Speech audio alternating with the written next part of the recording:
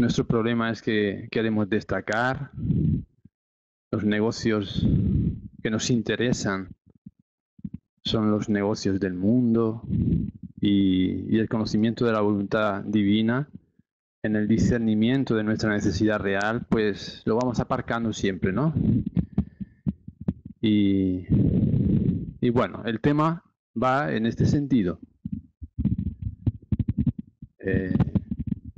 Frente al hecho de encontrarnos inmersos en la gran transición, los espíritus superiores, como sabéis, ya catalogan a nuestro planeta como mundo de regeneración. Nosotros nos planteamos una reflexión al respecto de las cualidades que nos caracterizan realmente. Y entonces os invito a esta reflexión, más que una charla propiamente dicha, tendría esta característica, ¿no? Una reflexión en torno a las cualidades que verdaderamente poseemos. Porque, dada nuestra condición humana, y como hemos visto en la lectura, tendemos a proyectar un yo ideal.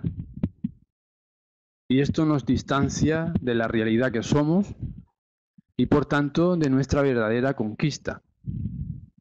Entonces nuestra intención es señalar el modo de ejercitarnos en la autoidentificación, que es la condición de posibilidad para incorporar las cualidades del hombre de bien. Una humanidad regenerada presupone la existencia del hombre de bien, de ciudadanos, hombres y mujeres, que contribuyen al bien común, porque prevalecen en ellos sentimientos y pensamientos nobles y superiores.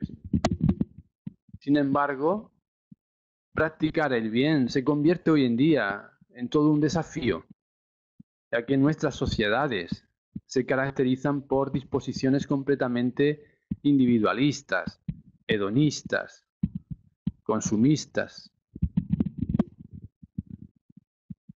Esto hace que no siempre resulte fácil discernir si una acción en el bien es el resultado de una actitud verdaderamente desinteresada. La práctica de la caridad, la mayoría de veces, está subordinada a intereses personales, a la obtención de ventajas personales, aunque sea de tipo emocional. Esto es algo muy común, nos sucede a todos.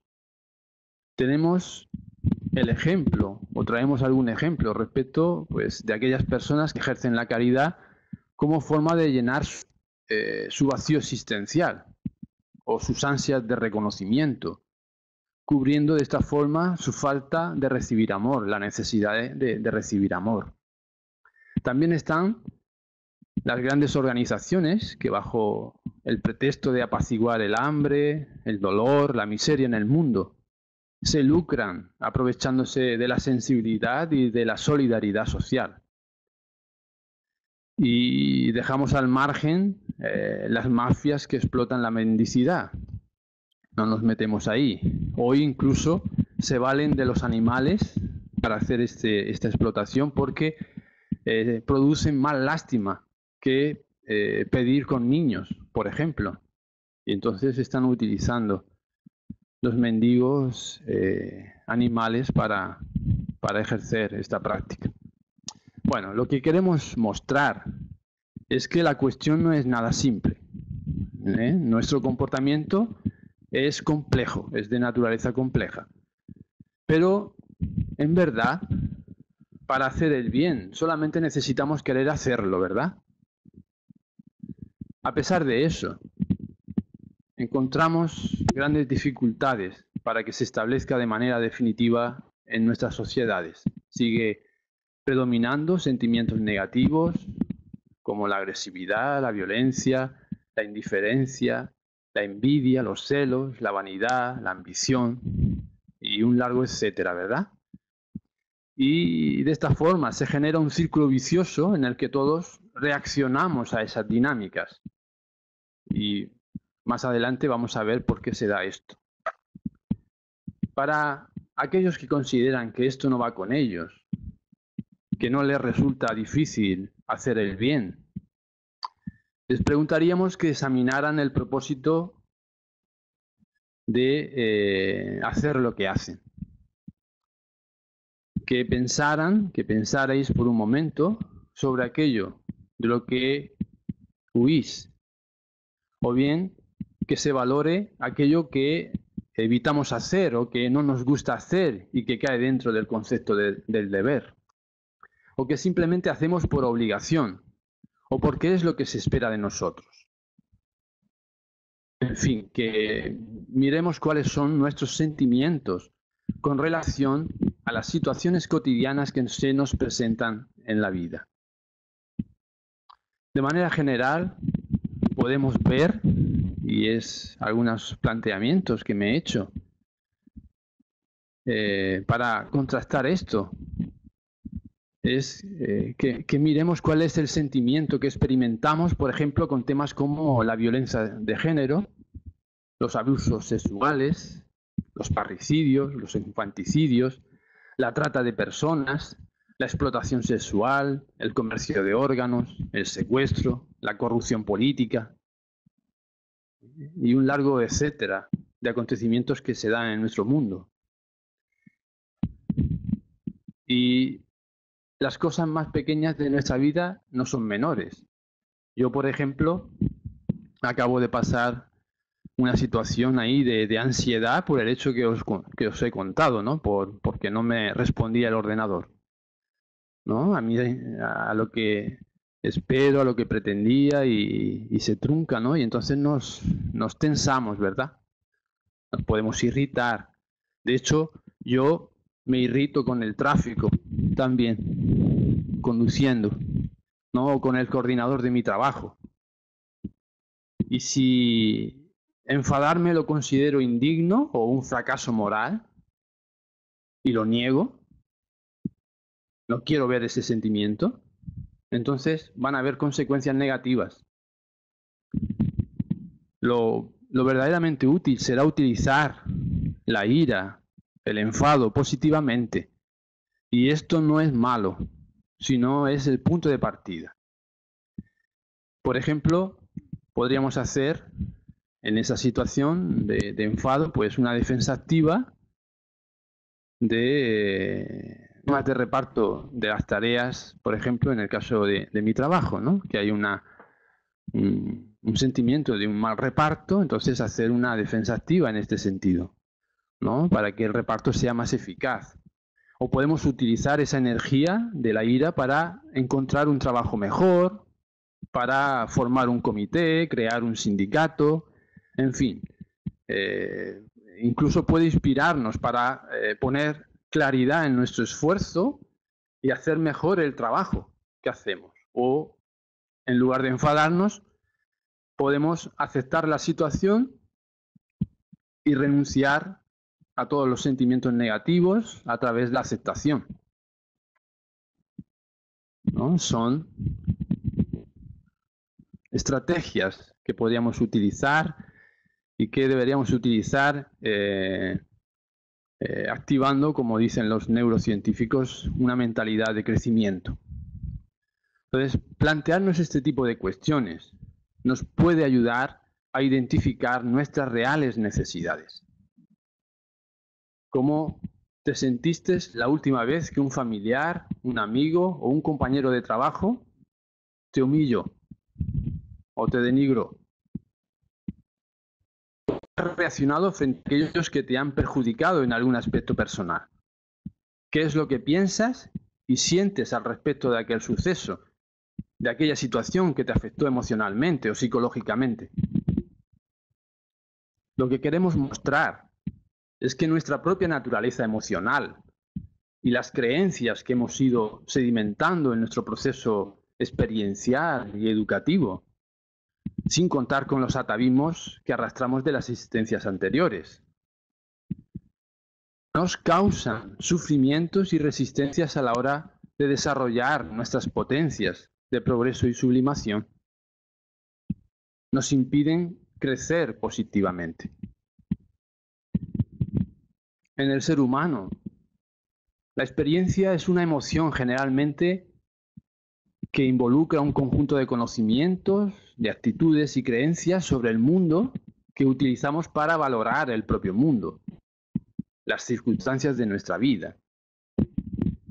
Es importante tomar conciencia de cómo nuestra condición humana actúa en diferentes momentos de nuestra vida de manera inconsciente o de manera irracional y muchas veces dominando nuestra propia conducta. Esto pasa, por ejemplo, cuando no somos dueños de nuestro propio estómago, nos dejamos arrastrar por la sensación de comer, ¿no? Por las ansias de comer o incluso en el dominio de la sexualidad, ¿verdad? Charles Dickens, que fue el escritor inglés de la victoriana, afirmó que el hombre es un animal de costumbres. La idea viene del análisis del ser humano por pensadores como Aristóteles, que fuera discípulo de Platón. Aristóteles nos reveló los tres componentes que constituyen al hombre. Esos tres componentes son la naturaleza, los hábitos y su razón. La naturaleza es la parte animal del hombre. Es la parte que nos asemeja al resto de los animales gregarios con sistemas organizados. Los hábitos reflejan la parte animal y la parte social. Y la razón, que se manifiesta en el lenguaje, muestra lo conveniente y lo perjudicial, así como lo justo y lo injusto. O sea, nos muestra la distinción entre el bien y el mal, que nos diferencia del resto de animales. El problema entonces, frente a la cuestión de expresar un comportamiento noble con el que actuemos, es de reaccionar ante las situaciones de la vida, ante los acontecimientos o circunstancias que nos surjan en nuestra vida. Decimos que existe un problema y ese problema es de naturaleza funcional. ¿Qué significa que es un problema funcional? Pues que sabemos lo que hay que hacer, pero no lo incorporamos en nuestras rutinas, en nuestros hábitos diarios. Y aquí está la clave de nuestro fracaso o de nuestro triunfo en la vida. Ser animales de costumbres implica que nos movemos por comportamientos condicionados de la mente. Ello es fruto de nuestra propia estructura moral. Moral, como sabéis, viene del griego moris, que significa costumbre, y de ahí moralis, relativo a los usos y a las costumbres. Es decir, lo que concierne a un conjunto de normas, de creencias y valores que dirigen o guían la conducta de las personas. La moral permite, como sabemos, por el libro de los espíritus, distinguir el bien del mal, las acciones buenas de las malas. Lo que esto presupone es que para que en nosotros se dé una conducta determinada, debe haberse troquelado en nuestro cerebro aquel procedimiento. Porque en realidad aprendemos por lo que hacemos. La excelencia en cualquier realización, en cualquier acción que cometamos, se da por el entrenamiento. Luego necesitamos de un entrenamiento constante cuyo propósito es insculpir en nuestra psique aquella norma que nos va a brindar el poder alcanzar nuestros objetivos. Investigaciones recientes vienen señalando este camino. La neurociencia habla de entrar en esta cuestión de entrenamiento de las funciones ejecutivas del cerebro y todo esto, ¿no? Pero en verdad se lo debemos igualmente a Aristóteles. Aristóteles resumió toda una filosofía en una frase. Nos reveló esto que estábamos diciendo, que somos lo que hacemos día a día, de modo que la excelencia no es un acto que hagamos, sino un hábito. Entonces, cuanto más practicamos, cuanto más repitamos una rutina, mayores y mejores serán nuestras destrezas, mayores serán nuestro perfeccionamiento. El tenista Rafael Nadal, por ejemplo, no podría restar una bola a más de 200 kilómetros por hora si no tuviera un hábito condicionado por el entrenamiento constante y repetitivo que le permite ejecutar esa acción de manera efectiva, ¿no? Le permite ajustar toda su organización en milésimas de segundo, sin pensar. Es decir, que toma la decisión correcta antes de ser consciente de hacerla. Desde el punto de vista emocional, en nuestra vida de relación, en el trato con nuestros semejantes, este funcionamiento se da del mismo modo, es automático, es inconsciente. Entonces no somos quienes decimos ser. Somos más bien lo que hacemos. Lo que haces es lo que eres. Buda solía decir que nos convertimos en lo que pensamos, y esto es porque el pensamiento ya es un acto, una acción. Ser bueno en lo que seas requiere constancia para que puedas ser excelente y realmente hacerlo bien. Por eso existen los que saben y los que creen saber. Y por eso hacer bien lo que debemos es muy complejo, porque en verdad hay que tener conocimiento de causa, saber por qué lo hacemos, para qué hacemos eso y cómo hacemos lo que hacemos. Para hacer algo bien, entonces nos tiene que gustar. De esta forma podemos ejercitarnos constantemente y adquirir el perfeccionamiento sin ningún esfuerzo. Por eso es un error, un engaño ir al centro espírita, porque es lo que hay que hacer. Así tenemos los centros como los lugares de trabajo, ¿verdad? Llenos de gente malhumorada, enfadada, que hace mal lo que tiene que hacer con gusto. De esta manera se hace un mal negocio. Hemos visto en la lectura al principio el tema del negocio del mundo. Se hace un mal negocio, porque nos esforzamos para hacer el bien, porque es lo que hay que hacer para no quedarse en el umbral, por ejemplo. Y esto no nos va a servir de nada, porque es un autoengaño. Queremos salvar nuestra cara delante de Dios, con lo cual no vamos a alcanzar ningún mejoramiento, ninguna excelencia, porque no hay responsabilidad en nuestros actos. Hay más bien culpa.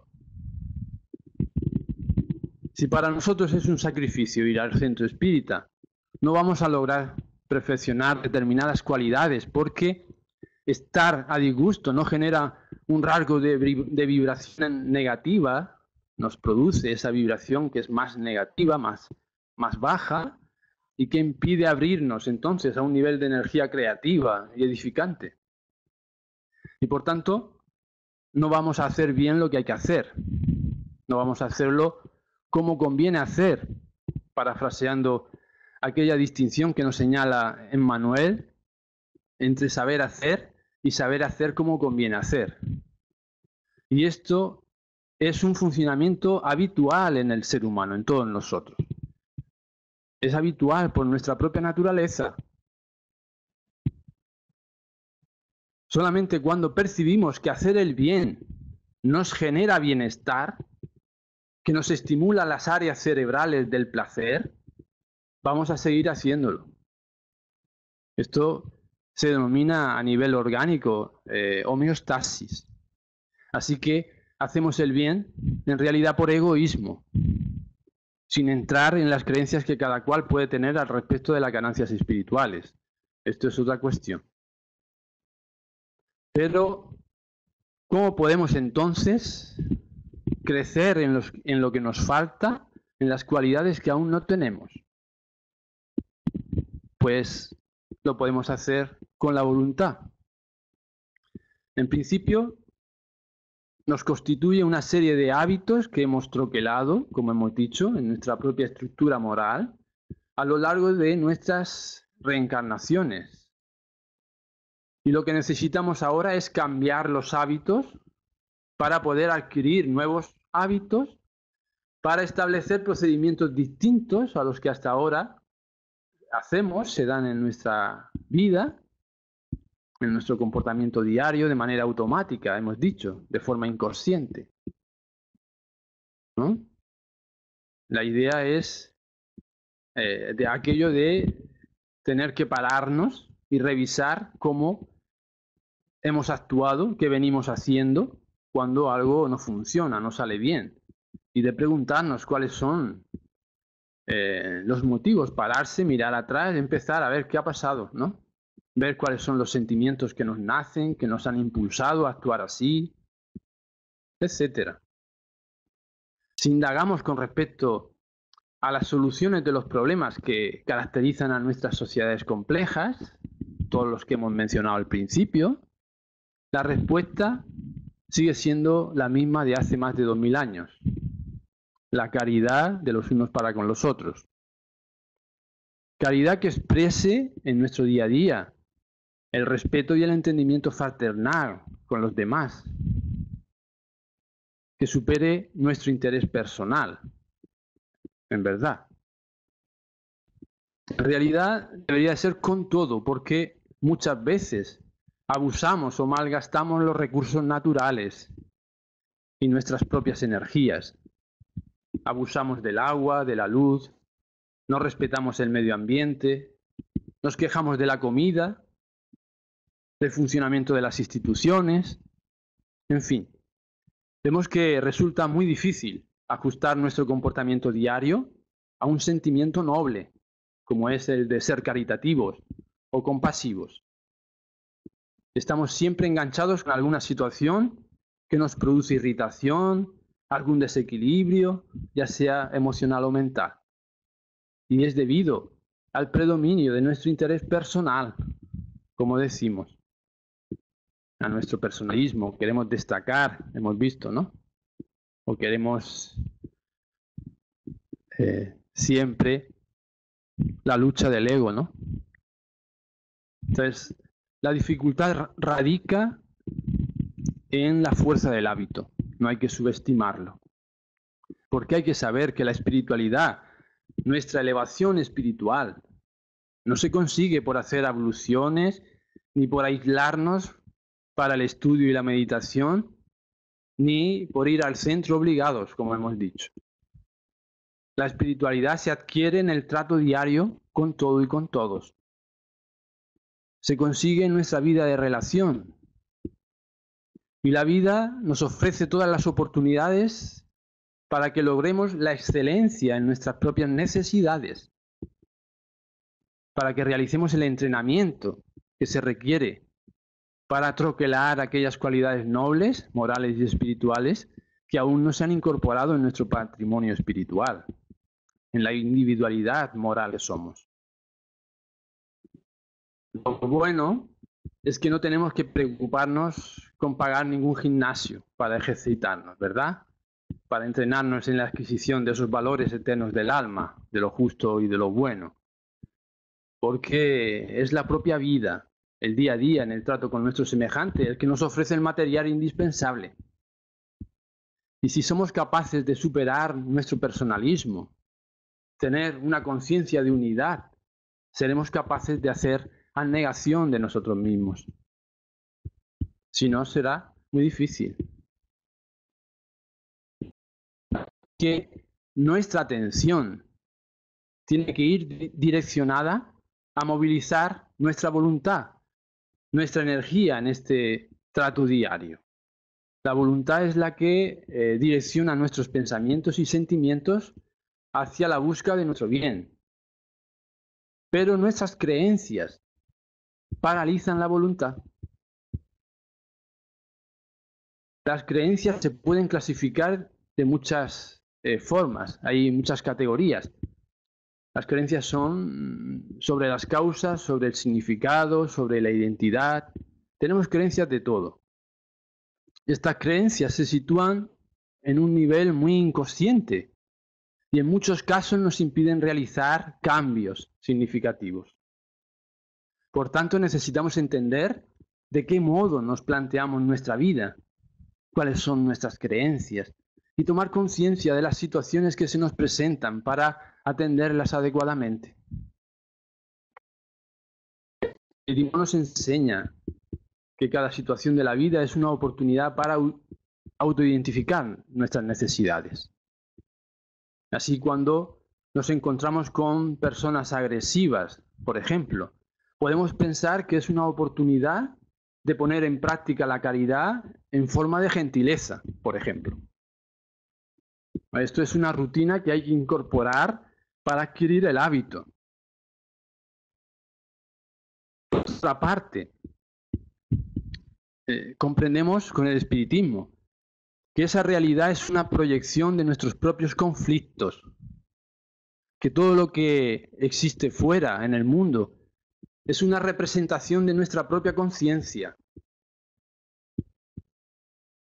El mundo no es como creemos que es. Este es el pensamiento de la nueva física, de la mecánica cuántica. Nosotros mismos creamos la realidad de fuera en función de la de dentro, de los pensamientos y sentimientos que nos constituyen. Esto ya hubo un filósofo que habló sobre eso, Schopenhauer, ¿no? Que decía que el mundo es nuestra representación. A partir de nuestra realidad interior, nos percibimos a nosotros mismos y percibimos el mundo. Y la negación de nuestra realidad, de determinados sentimientos negativos, creencias, etc., crea literalmente los acontecimientos e incidentes que nos ocurren en el mundo. Lo solemos entender a la inversa, al revés. Es que si no hubieras dicho esto, si no hubiera hecho aquello o lo otro, yo no hubiera reaccionado así. Es un sistema ilusorio que se refuerza a sí mismo. A esto se refieren los sabios de Oriente cuando dicen que todos vivimos en una ilusión. Lo único que experimentamos son nuestros propios pensamientos, nuestros sentimientos y creencias proyectadas en el mundo, que causan lo que vemos, lo que sucede.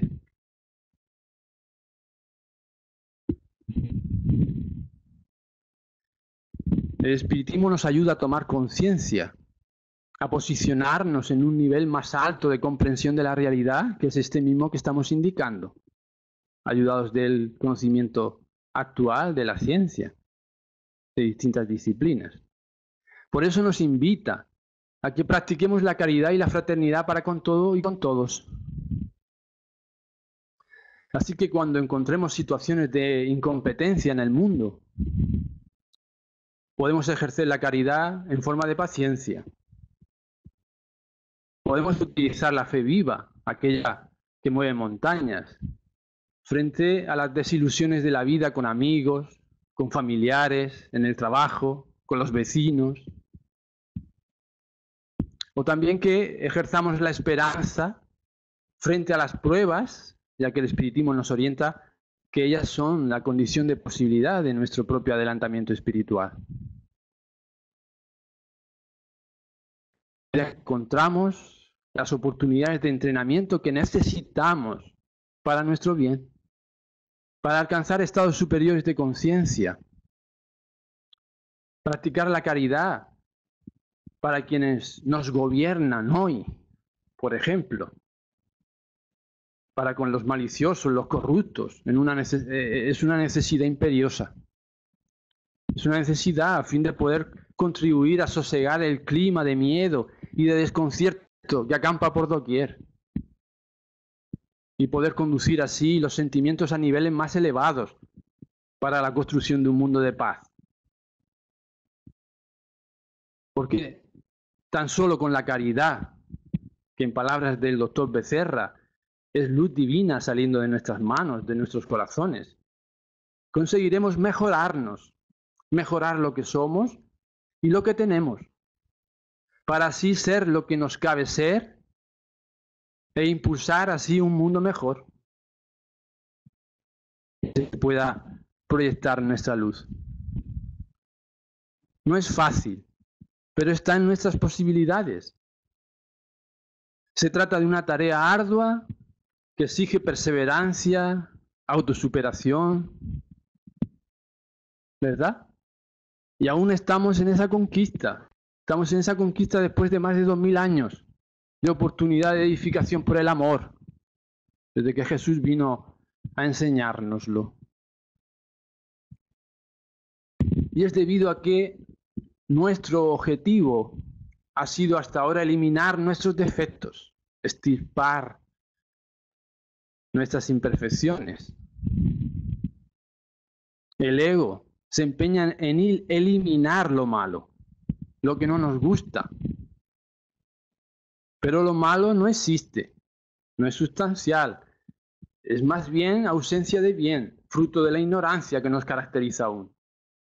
Y en este autoengaño nos hemos granjeado un montón de sufrimiento, sufrimiento que por otra parte es inútil. Entonces tenemos que cambiar la dirección, tenemos que enfocarnos en lo que nos falta, en nuestras virtudes y desarrollarlas.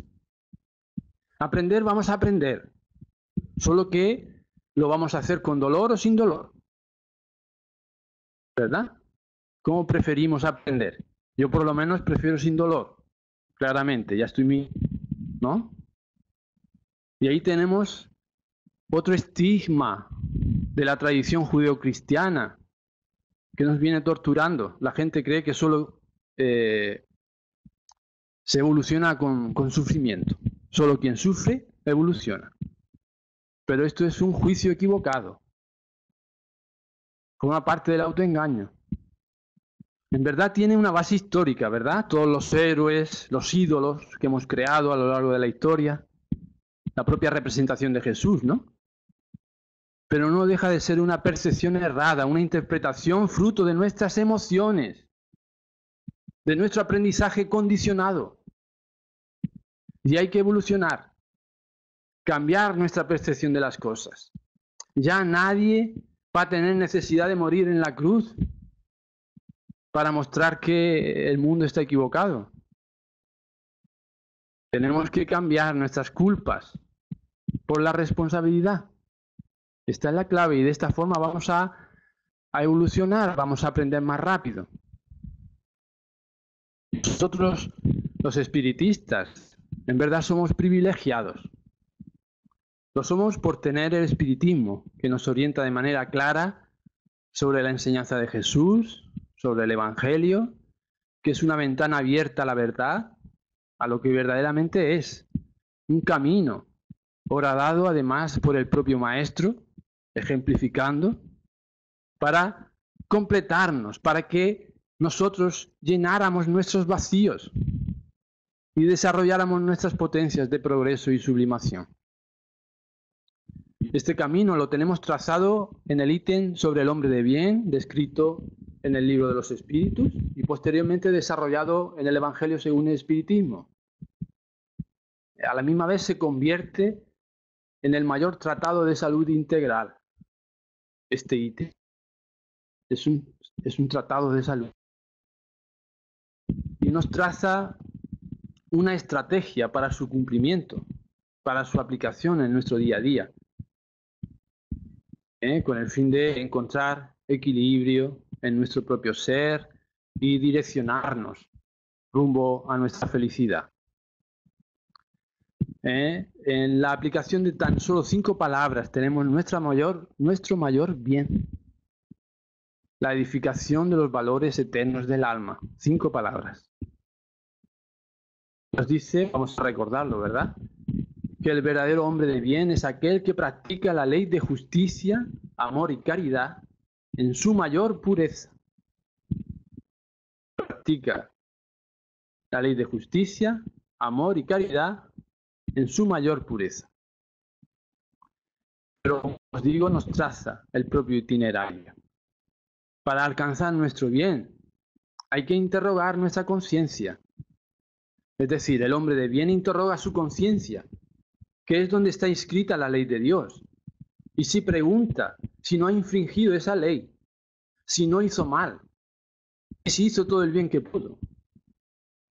Se pregunta igualmente si alguien tiene algún motivo para quejarse de él. Y se hizo lo que podía, o lo mejor de sí, ¿no? Lo que le gustaría que los demás le hubieran hecho a él. Esto es un ejercicio diario en el que tenemos que pararnos y cuestionarnos a nosotros mismos en las acciones diarias, como hemos dicho. El desafío es este: aplicarlo en nuestras vidas, adquirir el hábito a través de la práctica diaria, de interrogarnos en nuestro proceder y ser coherentes con lo que pensamos y sentimos. Esto es muy difícil de cumplir. Es un trabajo, por eso, que requiere dedicación, un trabajo para nosotros mismos, de limpiar nuestra mirada, un trabajo de purificación. Y solo cuando miramos, cuando atravesamos nuestras sombras, se abre nuestra luz. Porque en el camino de autoconocimiento no hay atajos. Yo no puedo abrirme a la verdad si no tomo conciencia de mis miedos interiores, si no veo mis sombras, en el concepto de Jung. No puedo abrirme al amor si no tomo conciencia de mi falta de amor.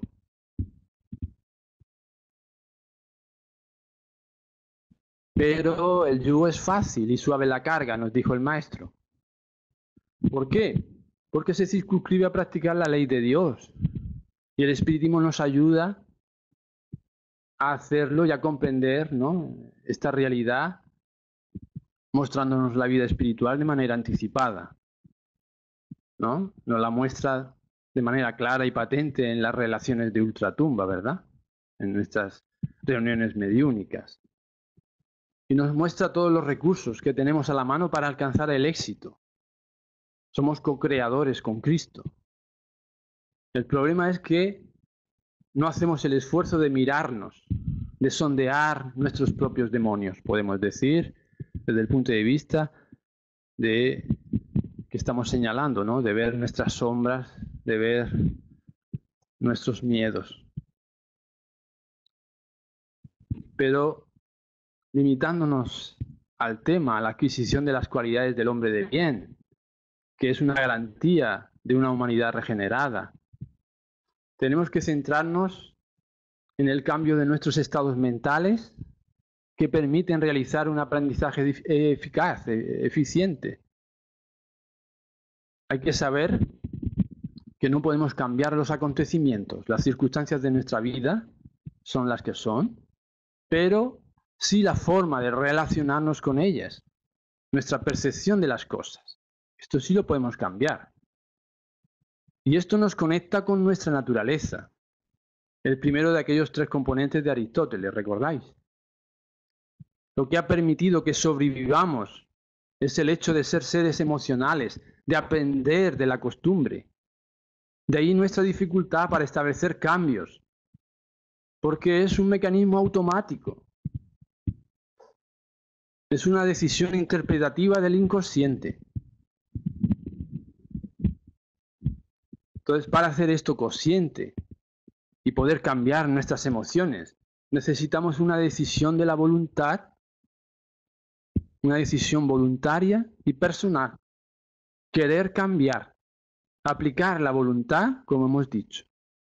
Por eso decíamos que no puede ser un sacrificio ir al centro espírita, ya que de esa forma negamos nuestra realidad. Y para hacer esto hay que partir de nuestra propia experiencia, del reconocimiento de nuestros estados emocionales, de nuestro sentir.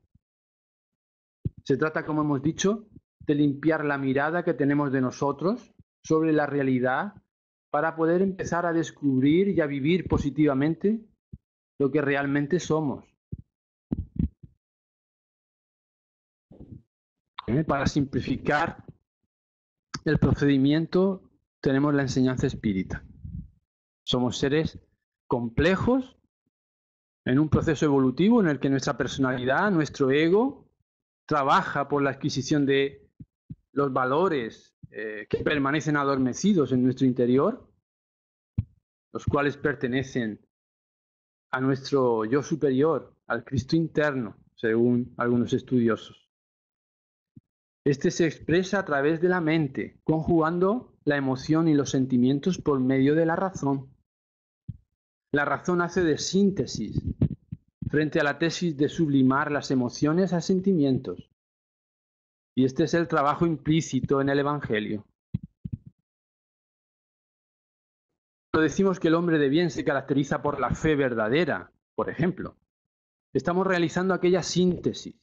Si en verdad comprendemos que nada sucede en nuestra vida sin el permiso de Dios,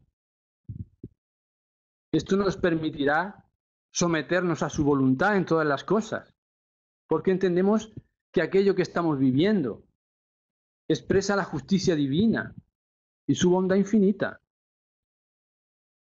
Por eso el hombre de bien se torna caritativo en sus acciones y expresa el amor al prójimo. Pero tenemos que llevarlo al plano operativo, como estamos diciendo. No es una cuestión teórica, es una cuestión vivencial. Sentimos y comprendemos que ese procedimiento nos causa bienestar y entonces sublimamos nuestra emoción al sentimiento de amor y devolvemos bien por mal que nos haga. Y sacrificamos nuestros intereses por la justicia, es decir, por la voluntad de Dios. Encontramos satisfacción en los servicios que prestamos para con el otro, sin esperar nada a cambio, porque es la ley. Es el orden establecido en el universo, regido por el amor. Y nosotros nos acoplamos a ello. Este procedimiento nos hace desarrollar aquello que no somos aún, pero que tenemos en potencia por ser hijos de Dios. Y comenzamos a ser humanitarios para cada vez ser más humanos, para hacerlo más difícil, que es vernos con objetividad, con imparcialidad, con ecuanimidad. Vernos como nos vería un tercero imparcial a nosotros mismos. Es una tarea larga, compleja, y no queremos hacerla. Caracteriza al hombre de bien el hecho de ser virtuoso, ¿verdad? Es decir, no tener odio, ni rencor, ni deseo de venganza. O sea, el deseo de venganza puede que no tengamos, ¿verdad? Pero odio no es tan difícil tenerlo en nuestro mundo, ¿verdad? Y si no, odio en sus formas menores. El resentimiento, la queja, el juicio negativo. Mi hija mayor está siempre quejándose, por todo se queja. Y es un pedazo de cielo. Es responsable, sincera, obediente. Y está siempre quejándose. Funcionamos así, son programas aprendidos desde el vientre materno. Sin contar con que ya éramos antes de nacer. Preexistíamos, ¿no? Y por tanto traemos conflictos, traemos nuestros atavismos, nuestras tendencias, como espíritus. Entonces la manera de sublimar estos sentimientos es acogiéndolos, no negándolos, porque si no, nos va a cobrar un precio emocional muy alto. Para gestionar estos sentimientos, el espiritismo nos ofrece dos herramientas estratégicas que conocéis: el perdón y la indulgencia. Perdonar de manera consciente significa reconocer que también nos equivocamos y necesitamos nosotros del mismo perdón. Y ser indulgentes porque reconociendo las dificultades que tenemos nosotros para corregir nuestros defectos, nuestros hábitos equivocados, pues asumimos que el otro tiene que tener las mismas dificultades, le tiene que resultar igualmente difícil. Y entonces somos capaces de aplicar estas herramientas para nuestro propio bien. Y sabiendo, además de que estamos de paso y la transitoriedad de los bienes materiales, pues usamos sin abusar de las cosas, de los bienes que se nos permiten, sin dejarnos arrastrar por nuestras pasiones, por los hábitos y tendencias que nos constituyen como seres espirituales, y sin caer en la falsa bondad, en el sentimentalismo, en fin, sin caer en la vanidad, en el orgullo, en el egoísmo. Vemos, entonces, para concluir, que la práctica del bien es inseparable de las orientaciones del Evangelio, con lo cual hay que vivir, incorporar en nuestros hábitos la enseñanza del Cristo. Y no por cuestiones religiosas, sino porque Jesús fue el iniciador de la moral más pura y sublime que la humanidad ha tenido, aquella que ha de renovar el mundo, haciendo brotar en todos los corazones la caridad y el amor al prójimo, estableciendo una solidaridad común. Una moral que ha de transformar la tierra, tornándola en morada de espíritus superiores a los que hoy la habitamos. Y el espiritismo es la palanca que Dios, nuestro Padre, utiliza para hacer que la humanidad avance. Acojámonos a ella, porque los espíritus superiores nos dicen que el tiempo ha llegado. En verdad estamos sumidos en ese momento en el que se está operando la gran transición hacia un mundo de regeneración, como hemos dicho. Un mundo en el que ya no es suficiente ser servidor de la siembra del Cristo, sino que hay que ser buen servidor. El buen servidor comprende el sentido profundo de las oportunidades que recibe. Valora todas las circunstancias de la vida como condición de posibilidad del trabajo edificante, un trabajo justo y necesario en su propia existencia. Y el modo es el autoconocimiento, como hemos venido desentrañando en toda esta charla. Es lo que nos enseña San Agustín en la cuestión 919 del Libro de los Espíritus. De esta forma, logramos nuestra edad adulta, expresando el verdadero crecimiento moral que hará reinar la concordia, la paz y la fraternidad entre todos los seres y entre todos los mundos. Así que, hermanos, sigamos pues el consejo de San Agustín. Interroguemos nuestra conciencia diariamente. Pregúntate si la tarea de autoconocimiento es la tarea más importante de tu vida, porque solo atendiéndola lograremos las cualidades del verdadero hombre de bien. No hay otra forma. Muchas gracias a todos. Que la paz de Jesús esté con nosotros.